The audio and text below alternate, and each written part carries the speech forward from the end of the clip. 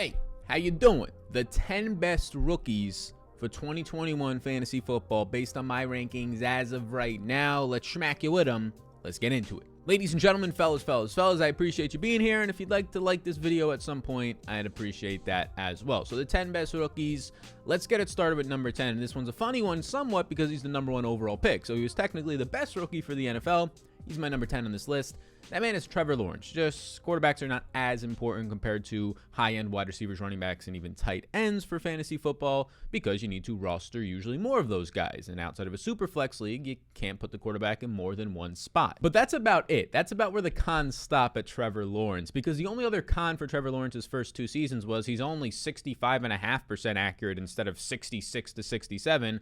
And then in 10 games in 2020, he goes out and he completes 69.2% of his passes. So he wipes he's just slightly above average or not elite at accuracy, completion percentage. He wipes that away. He has the Peyton Manning comp. This guy won the national championship as a true freshman, and now he walks into Jacksonville with a maturing offensive line the past couple of years of them building that, and weapons around him. They go and get his running back from college later in the first round in Travis Etienne. They end up bringing in a veteran who continues to be a top 20 wide receiver when healthy in fantasy football and maybe even in real life in Marvin Jones. DJ Shark, a young player who can have a contested catch upside, is there for them as well. They have players in the slot. Laviska Shenault, this weapon that people are very excited about out there, versatility. So there's a lot of good pieces here for Mr. Trevor Lawrence. He averaged 8.3 and 9 yards per attempt in his first 2 years in college, and he has some upside on the ground. Look, this is a guy who had 3 rushing touchdowns and over 200 yards rushing in just 10 games last year, over 20 rushing yards per game.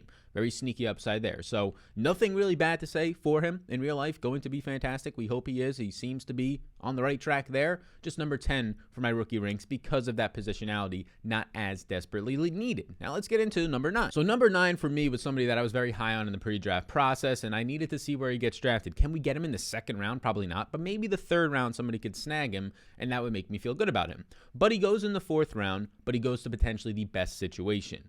That is Trey Sermon, the OU transfer to Ohio State, where he broke out late last year, especially in that national championship playoff run for Ohio State. If you ended up seeing that, he was very good, ended up leaving with an injury late in one of those games. Now, Trey Sermon did go in the 4th round, but Kyle Shanahan traded up to get him. So when the offensive coordinator and head coach for maybe the best overall run scheme in the NFL trades up to get a running back, it probably means he wants him and wants to use him. So they do that, and then Jeff Wilson goes out and gets hurt and is going to start the year injured. So now their depth chart is Raheem Mostert, Trey Sermon, Wayne Gallman from the Giants, who is solid, but Trey Sermon has already been running with the ones for a good amount of camp early on. And just the fact that this is an offense that uses multiple backs but will stick to somebody if they're playing well, i.e. Raheem Mostert 2 years ago down the stretch and into the postseason, the massive game against the Packers, if you recall that one, gives me some upside for Trey Sermon that he's going to see the field right away. And the fact that you can start to get him based on his value right now as a 6th round running back for you is pretty solid,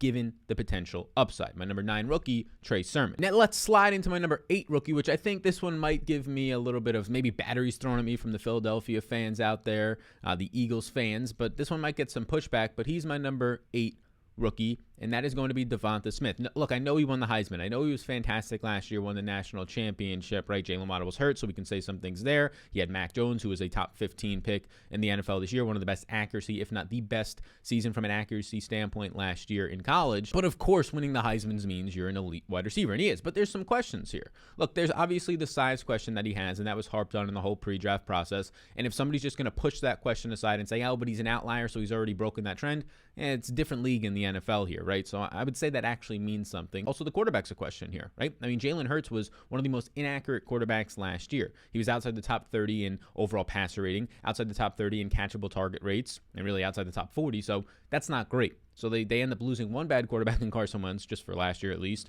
to bring in now one that is great on the ground for fantasy, sure, but has not really shown the ability in the air outside of little spurts in games to do much. So you have a quarterback question here, and the main reason why I'm lower on Devonta Smith is he's going as a top 32 wide receiver right now, ahead of some proven veterans and some other rookies that I actually like more at their current values. And people are forgetting that Jalen Reagor was drafted as a top 25 pick last year, 1st round by the Philadelphia Eagles, and already giving up on him, who profiles out as a more traditional X, whereas Devonta Smith, a downfield speedster, profiles out as a more your Z, your flanker on offense.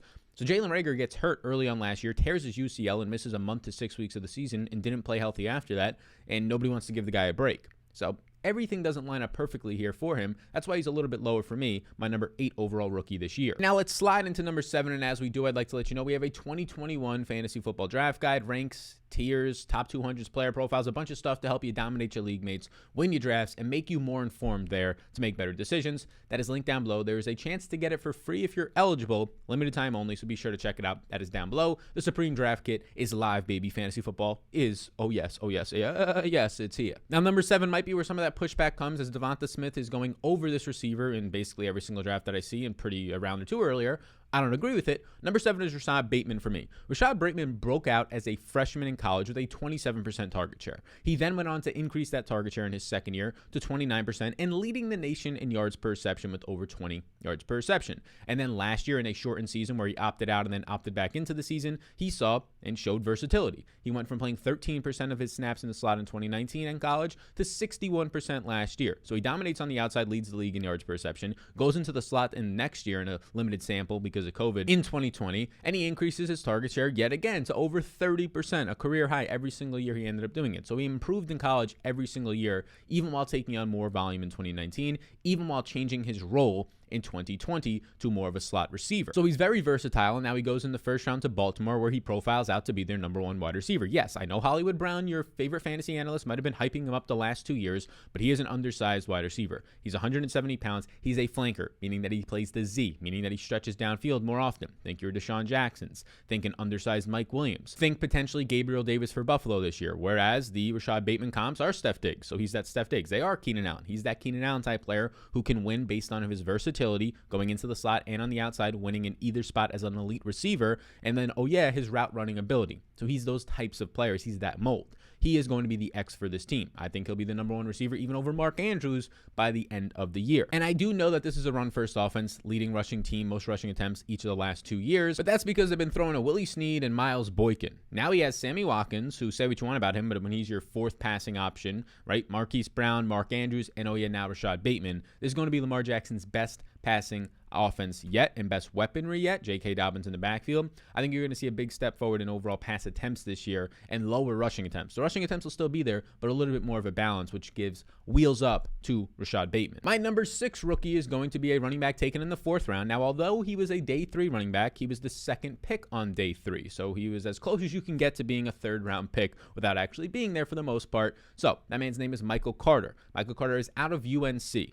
He goes to the New York Jets, where there's a rookie quarterback right now. Now, his college career, he broke out very young, which is 2 thumbs up, breaking out young. He broke out as an 18-year-old in 2017. He ended up seeing 700 total yards, 17 targets, about 100 carries, and 9 touchdowns. Now, in 2020, last year, he had his best year. He averaged 8 yards per carry, 156 attempts, over 1,200 yards, and 9 touchdowns, and he brought in 30 targets for a little bit over an 8% target share. That's very good. Very good production at UNC. UNC finally had a nice year last season. Now, he's been comped to Devonta Smith coming out of college. He played in the backfield with a 2nd-round pick in 2020, Javonte Williams, who people are saying very good things about as well. And we're seeing early on in camp that he's running with the ones. And that's because there's not much depth on this team. You're talking about Ty Johnson, LaMichael Pirine, who was a later round running back taken last year by the Jets, who it seems like they've already kind of given up on. And then Tevin Coleman, who's on a 1-year deal with barely any guaranteed money. I think he has about $500,000 guaranteed, which means that he could even be cut if he doesn't have a good camp. So Michael Carter has all the abilities here, the pass catching abilities, the lack of a depth chart to actually step on the field. The only things that might keep him back is the fact that his pass protection in college was not as solid. And if you're going to have a rookie quarterback, 2nd overall, who right now, as I record this, Zach Wilson is still in contract talk, so likely going to make a lot of money, right? Already going to, but even more than the Jets probably expected since he's holding out as a rookie.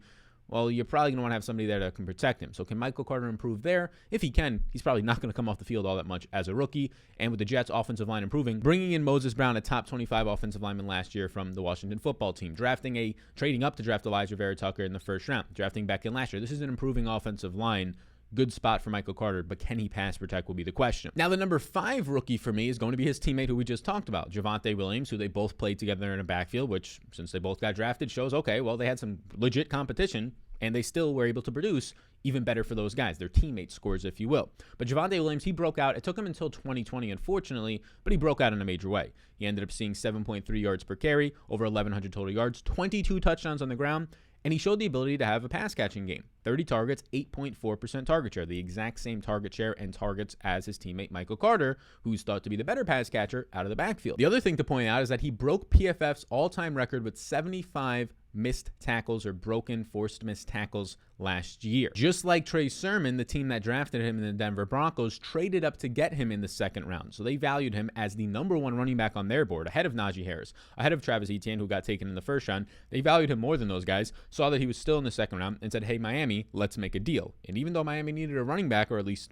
many people thought they did, only having Myles Gaskin there, Javonte Williams has Aaron Jones comps if you're trying to think what style of a player he's going to be. And early on in camp, he's running with the ones. And in OTAs, all the beat reports and everything out of Denver right now is saying Javonte Williams, based on the fact that they traded up to get him, Melvin Gordon in the last year of his contract is an aging running back. Javonte Williams is already the #1 on this team, and we expect to see a 60+% opportunity share go to Javonte Williams over Melvin Gordon. We like to see that. So inside the top 5 right now, it's a #4. If you would do me a favor and smack the like button, I greatly appreciate that. #4 is going to be the highest tight end ever drafted. And that man's name is Kyle Pitts, who has the Darren Waller comps. And Darren Waller's a top 2 fantasy tight end right now coming into this year.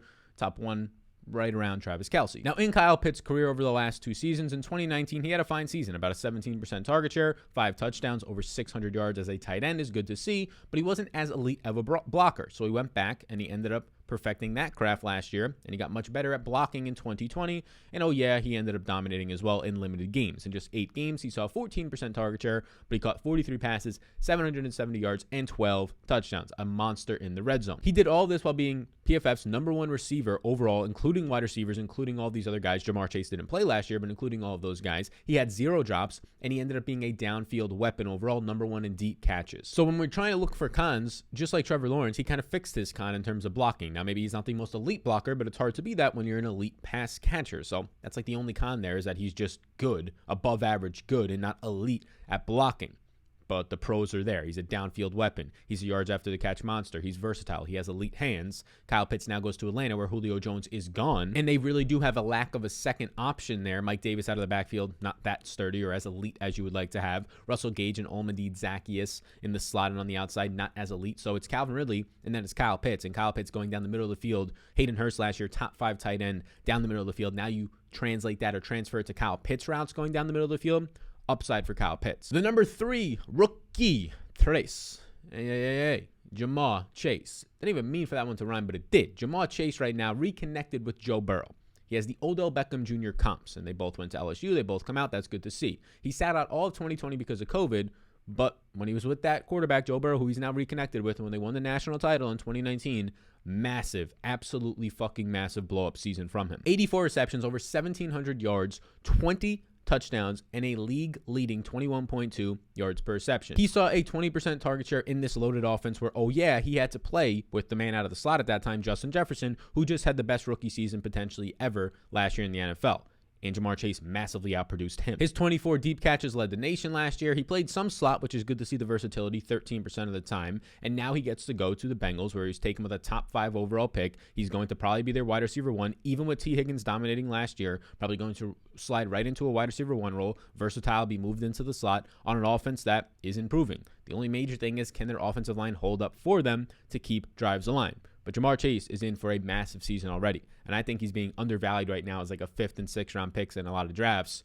I'm fine taking him in the 5th round all the time. So we get to our top two, and they're both running backs, but which one will be first? Well, my #2, and I actually like the #2 fella, and that is Travis Etienne, more than the #1 if we're talking about ADP. Now, I have my #1 overall rookie ranked higher, and that's based on my rankings here, but if we're talking about the value, your average draft position where you can get them, Travis Etienne falls a lot of the time into the 6th round. For a first-round running back, that is absolutely atrocious, who was reconnected now with his college quarterback in Trevor Lawrence. And he made an active effort after his first 2 seasons, Etienne. In his first 2 seasons, he only had 17 receptions in 28 games. Active effort to become a pass-catching back. And that made him a lot of money now being a first-round NFL pick. Because in his final 2 seasons, he went from 17 receptions in 28 games to 85 receptions in 27 games, over 1,000 receiving yards in those 2 years, and he finished college with a 12.2% target share, leading the nation in receiving touchdowns, first down receptions, overall receptions, targets, all of these things, as last year in college, he ended up seeing a 48 reception season. Now, he's in this perfect recipe of a blow-up season. Ezekiel Elliott was on that pace last year before Dak Prescott ended up getting injured and his entire offensive line fell apart. But that recipe is have a good quarterback. We're assuming Trevor Lawrence will be a good quarterback, one of the best coming out of the draft of all time since Peyton Manning, Andrew Luck style of hype, right? Have a bad defense, which Jacksonville last year was one of the worst defenses in the NFL and does not look to improve all that much, and then be a pass-catching running back who can be in a smash spot. Well, this is the best pass-catching running back coming out with a good quarterback and a bad defense. Why does that matter? Well, when you're down 1 to 2 scores, you're going to be on the field more, and you're going to start to see those 7 to 10 plus target games, which start to result in being a top 24 or a top 12 running back for that specific week. You pile those up enough, and there you go. You're an RB2 to an RB1 in the regular season, not even counting your touchdowns or what you do on the ground, because you have the cheat code, the Alvin Kamara cheat code of just having 80 plus receptions in a season and automatically being a top 10 running back. That is the upside for Mr. Travis Etienne in this offense. Now, I know a lot of people will say, but James Robinson is there. And James Robinson, to me, is somebody who, an undrafted free agent, was very solid, one of the best we've seen in a very long time, but he got very lucky last year. We've said it before. No Leonard Fournette ended up getting cut. No Raquel Armstrong. COVID misses the whole year. Devine Azebo gets hurt. He was the only guy left, so they just had to force feed him all the opportunities. He's not going to see that many opportunities this year. We actually smashed the under on his opportunities in a recent video by a ton. His overall yardage under 675 by a ton. We take that under. And that's because we have so much confidence in Mr. Travis Etienne, our number 2 overall rookie, as we slide into the number 1 overall rookie. Thank you so much for being here. Again, check out that 2021 draft guide. There's a limited time option to get it as an add-on bonus for free, FREE, thanks to our sponsors and our partners at Prize Picks. So check it out down below. The season is almost here. By the time this video goes out, the season is going to be basically showing up for preseason at least, and some videos there. So live streams are going to be back, videos for the preseason. We're about to smack you around, make you some dollar-rooskies, get you some victories. Let's do it. The number 1 overall rookie, you could probably guess him at this point. It's Najee Harris. Now, again, nothing wrong with Najee Harris. He's probably bust-proof. The only real thing, 2 things, but really just one, that can go wrong for Najee Harris, and the overall theme would be the Steelers are just terrible. They're one of the worst teams in the NFL. They do have a lot of talent on offense. They were one of the better defenses last year. But like most teams, and you can look at the Denver Broncos, they are maybe the most loaded roster outside of the quarterback position. If you don't have a quarterback, it's going to be a struggle. And if Big Ben Roethlisberger, who's now another year older, and there's some reports that he's slimming down and some are saying the opposite, but another year of him getting older after being very bad last year and kind of being covered up by the defense in an easier schedule, if he's not clicking and they're down in games, it can hurt Najee Harris. But like Travis Etienne, he has somewhat of a cheat code as he is a solid pass catcher. He made the active effort to get better in the passing game from 2019 to 2020. He went from 27 receptions to last year having a 43 reception season. He became a much better pass catcher. Now, he broke out in 2019 at the age of 21. He had 6 yards per carry, 20 rushing touchdowns, over 200 attempts on the ground, and over 1,400 rushing yards. This is a very solid running back. In terms of well-rounded running backs, he's by far the best in this draft, in my opinion. Over his last 2 years, he's seen 460 rushing attempts, and last year he was number 2 behind only by just 4 Javonte Williams in missed tackles, so that was the second best of all time, only behind Javonte Williams. So his shine kind of gets a little bit dusted away because of the record-setting Javonte Williams year on broken tackles, and he was number 2 in yards after contact with 821, yes, behind Javonte Williams. But he's expected to be a 3-down back. He was the first running back taken in the first round. Mike Tomlin and the Steelers for 2 to 3 years now have been trying to find their Le'Veon Bell replacement, their running back that they can pound the rock with and use in the passing game. They thought it was James Conner, but James Conner ended up just kind of being a product of a system, his own body wearing down a little bit from injuries, and it just wasn't him the last 1.5 to 2.5 years. Anthony McFarland, they say after last year being a 3rd-round pick, I believe, doesn't seem to be the option since they went ahead and got this elite running back in Najee Harris. Now, PFF projects them out to be the 2nd worst offensive line this year, right there with the New York Giants, so that is the main thing as well. This can be a very bad offense in general, depending on Big Ben, but also they have a terrible offensive line. The fact that he's a pass-catching running back, he's going to get all the red zone work, that kind of throws it away a little bit. I mean, people are drafting Saquon Barkley still in the 1st round, even though his offensive line is absolute dog shit, and right there with the Steelers as being this bad, and it has been for most of his career. So getting Najee Harris in the 2nd and sometimes even the 3rd round, I think is completely fine right now for him. It is hard not to project him for a 300-touch season, especially since you factor in the extra game this year. 300 touches in 17 games is about 17 to 18 touches per game. It's very, very easy to see him having that and even more opportunities because of the targets. So thank you for tuning in. That is our top 10. Number 1 overall, Najee Harris, our top 10 rookies video. If you have any questions, any feedback, any disagreements, any conversations you want to have, leave them in the comment section or just reach out to me in the Discord, the Patreon-only Discord. So before you go, like, and if you enjoyed the whole video and you made it to this point, you might as well subscribe for even more fantasy football content that has already been released. So go back and check out the 2021 fantasy football playlist or the ones that are coming out in the future. We'll be covering the fantasy football every single day, some live streams for the preseason until the season starts, and then we even go faster and harder and more videos. Check out the Fantasy Football 2021 Supreme Draft Kit down below. You're going to dominate your league mates if you have that. Be more informed. Use the tiers and the rankings in the top 200s. I use all those while I draft, and they're being updated often, almost daily at this point, to make sure all the news that is coming out is reflected in those ranks, in those profiles. Thank you for tuning in. I'll see you on the next one, gang. Enjoy your day.